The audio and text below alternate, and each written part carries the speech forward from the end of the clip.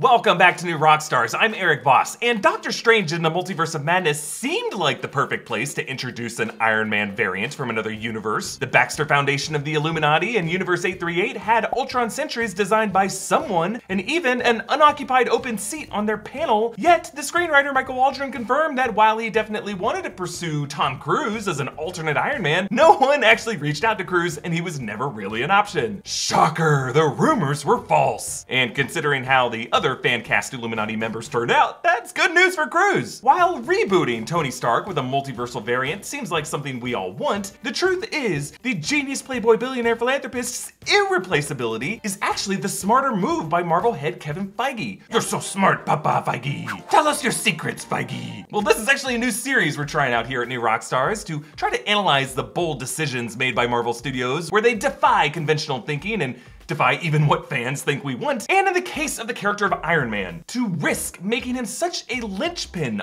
absolute point of a character in 616 that he is truly impossible to reboot as we venture into the multiverse. So let's break down the timeline of Feige's plan. Step 1, make Iron Man an absolute mess. My friends, what is the true secret to the MCU's success? Is it a perfectly interconnected universe? Obviously not. If it was, we wouldn't have to make as many videos trying to explain the plot holes and the loose ends. I'm sorry, Papa. Don't be mad at me, Papa. The truth is, the MCU, which is now codified as Earth 616, is broken. And that's a good thing, because it has created opportunities for all these ambitious fools to try to fix it with grand sweeps, who then, of course, break it even more, and has given us multiple suspects for who actually broke it the most. And the DNA of that brokenness is actually rooted in how Kevin Feige first came to partner with Jon Favreau and Robert Downey Jr. to create the character of Tony Stark. You may remember how in the 90s, a cash-strapped Marvel Entertainment sold the film rights of its most valuable characters to other film studios, Spider-Man to Sony, Hulk to Universal, and the X-Men, Fantastic Four, and Daredevil to Fox. This is actually where Kevin Feige got his start,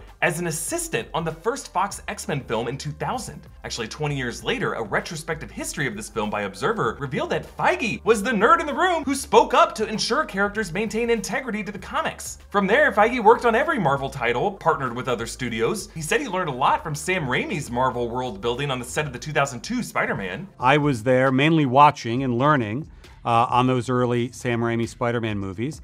And I watched and learned from a group of people that were trying to exceed expectations and trying to fulfill their own childhood dreams and the childhood dreams of fans of the characters. Then Feige moved on to 2003's Daredevil, co-starring Jon Favreau as Foggy Nelson, where these two met. Actually, later on, Favreau would recall advice Feige imparted onto him about the importance to prioritize core fans alongside newcomers to the franchise. Feige then became head of Marvel Studios, which at first was an independent studio with really no access to Marvel Comics' biggest names. So in 2008, Feige partnered with Paramount to release a character that was still totally in Marvel Comics' control, Iron Man. And they considered several A-listers for their frontman, including, Tom Cruise. But they chose Robert Downey Jr., who, after a substance abuse scandal in the 90s, had begun a bit of a career comeback in roles like Shane Black's action comedy Kiss Kiss Bang Bang. And it's funny to remember now, Robert Downey Jr. is the biggest star on the planet. What he was then was one of the best actors on the planet, not necessarily one of the biggest marquee stars on the planet. And it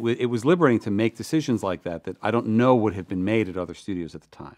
We got really lucky with Robert because he was doing it for, he was not an expensive movie star at the time. So that redemption of Downey's personal narrative was core to his take on Iron Man, down to that detail of Tony telling Foggy to stop for Burger King cheeseburgers, which was taken from a true story Downey told of his decision to get clean after eating fast food hungover and throwing his drugs into the ocean, an image that Shane Black would later evoke in the final shot of Iron Man 3. Cheeseburgers even came back in Endgame, as Morgan Stark's request to Foggy, and then even in Spider-Man No Way Home. Morgan's drawings in Happy's condo feature Robert Downey Jr.'s hangover cure. Now, obviously, I put a lot of time and research into these videos, making it hard for me to put time and research into other things like investing. I thought investing had to take a lot of time and research, so I just kept putting it off. But that's because I did not know about Wealthfront. Thanks to Wealthfront for sponsoring this video. Wealthfront is what's called a robo-advisor, which doesn't mean that it's like a giant metal box pretending to be a high school guidance counselor. Even better, it's an app that uses software to manage your investments. Turns out robots are way better at investing than telling you which elective to to take for 6th period. They always tell you to take computer science. It's like, think outside the box, box. Wealthfront is trusted with over $27 billion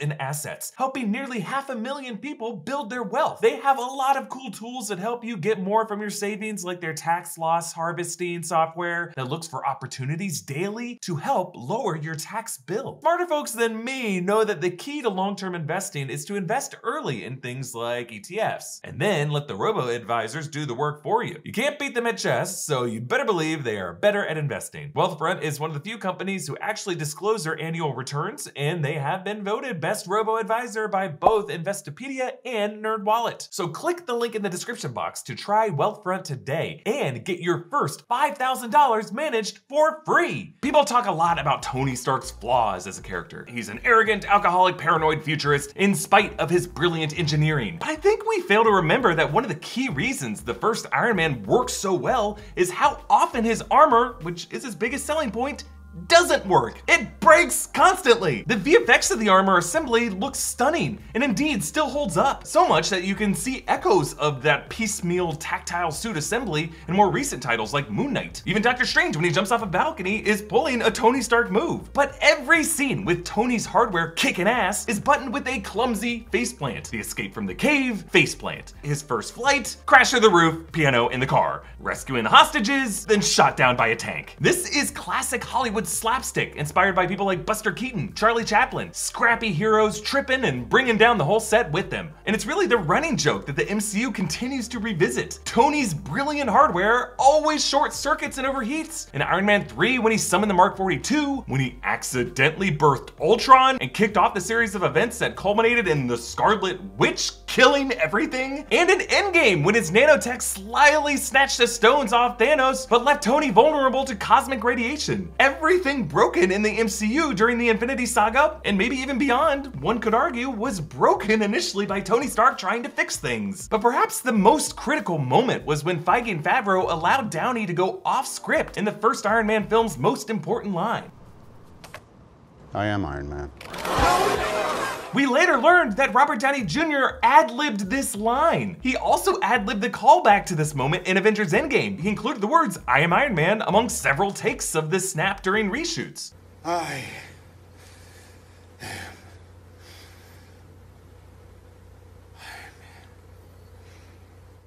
It cannot be understated how big of a deal this ad-lib was, because every other superhero franchise was defined by secret identities. But in the MCU, nearly every hero would be a public figure and then have to deal with the consequences of media scrutiny. A subject that Feige knew would be interesting to Marvel Comics readers, since it was the wedge issue of the Civil War storyline that released as they were developing the Iron Man film. Feige allowed his broken leading man to break the norm because, as he told Favreau, the nerds would stick with them. Feige would go on to build his cinematic universe with Tony Stark at the center of it. Captain America, built with Stark wizardry and became Tony's main rival. Spider-Man, a Stark recruit and a mentee. Hulk, initially recruited by Tony and later Tony's lab partner. Doctor Strange, a wizard paying the price for helping Tony. Yet wisely, in that very first post-credit scene, Feige withheld all of those partnerships. Mr. Stark, you become part of a bigger universe.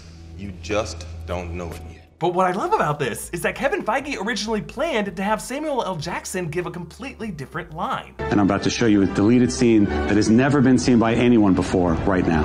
Thank you again so much and enjoy. As if gamma accidents, radioactive bug bites, and assorted mutants weren't enough, I have to deal with a spoiled brat who doesn't play well with others and wants to keep all his toys to himself.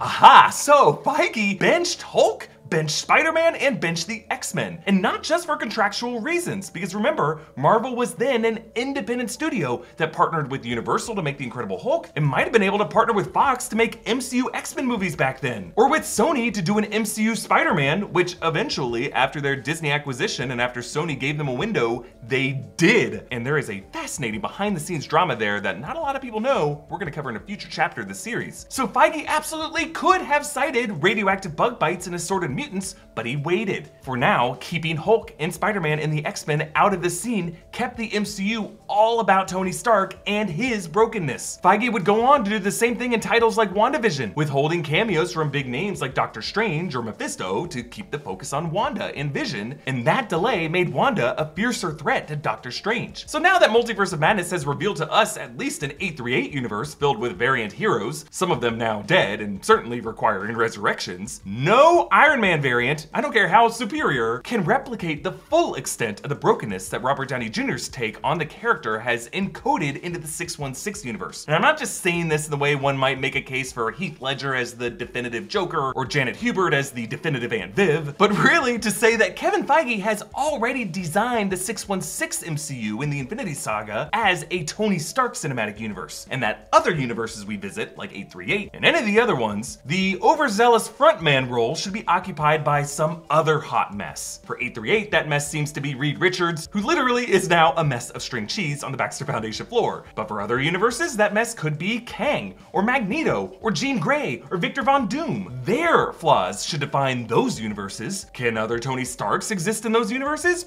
Sure, but they probably are not going to be the linchpin tentpole that our Tony Stark was for 616. So yeah, there are a number of reasons to appreciate Robert Downey Jr.'s Iron Man, but I think what makes him a singular figure, one impossible to truly replace in Phase 4 and beyond, is the way the 616 MCU has been built in his broken image. Necessity is always the mother of invention, folks, and Feige needed a face to make up for his fractured universe. And now that all these titles are back in his control, those worlds are about to be colored by other thematic flaws, while Universe 616 continues to embody the unique flaws of Downey's Tony Stark. I want to thank you so much for watching Chapter 1 of this Feige Plan series. We'll be exploring other interesting counterintuitive approaches that he took, like why Thor is actually unworthy, and who else will bear Cap's shield. So be sure to subscribe to New Rockstars, follow me on Instagram and Twitter at EAVoss, following New Rockstars. Thank you for watching, bye.